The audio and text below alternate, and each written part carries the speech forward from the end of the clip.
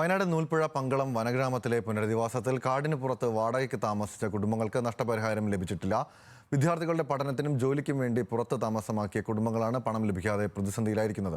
പ്രശ്നത്തിന് പരിഹാരമുണ്ടായില്ലെങ്കിൽ വനഗ്രാമത്തിൽ താമസമാക്കുമെന്ന് കുടുംബങ്ങൾ പറഞ്ഞു.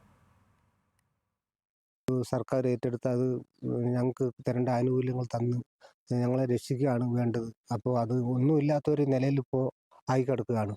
റീബിൽഡ് കേരള പദ്ധതി പ്രകാരമാണ് പങ്കളം വനഗ്രാമത്തിലെ കുടുംബങ്ങളെ പുനരധിവസിപ്പിച്ചത്. എന്നാൽ പൂർണ്ണമായും നഷ്ടപരിഹാര തുക ലഭിച്ചത് ഗ്രാമത്തിലെ 5 കുടുംബങ്ങൾക്ക് മാത്രമാണ്. പദ്ധതി നടപ്പാക്കുന്ന സമയത്ത് ഗ്രാമത്തിൽ താമസമുണ്ടായിരുന്നവരാണ് ഇവർ. എന്നാൽ ഇവിടെ കൃഷിഭൂമിയും വീടുമുള്ള 8 കുടുംബങ്ങൾ കുട്ടികളുടെ പഠനത്തിനും ജോലിക്കും വേണ്ടി കാടിന് പുറത്ത് വാടകയ്ക്കാണ് താമസിച്ചിരുന്നത്. പദ്ധതി നടപ്പാക്കുന്ന സമയത്ത് ഇവർ സ്ഥലത്തില്ലെന്ന കാരണത്താൽ നഷ്ടപരിഹാര തുക നൽകുന്നത് 2ാം ഘട്ടത്തിലേക്ക് മാറ്റിവെച്ചു. എന്നാൽ ആദ്യഘട്ട പുനരധിവാസം കഴിഞ്ഞ 1 വർഷം പിന്നിട്ടിട്ടും പുറത്താക്കപ്പെട്ട 8 കുടുംബങ്ങൾക്ക് ഇതുവരെ തുക ലഭിച്ചിട്ടില്ല.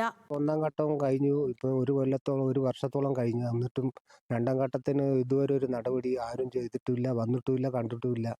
പിന്നെ അങ്ങോട്ട് ചെല്ലുമ്പോൾ അത് പണ്ടായിട്ടില്ല എന്നാണ് പറയുന്നത്. അപ്പോൾ ഇതുവരെ നടപടി ഉണ്ടായില്ല. ഞങ്ങൾ അപ്പോൾ ഇതുകൊണ്ട് ആശ്രയിച്ചാണ് ജീവിച്ചിരുന്നത്.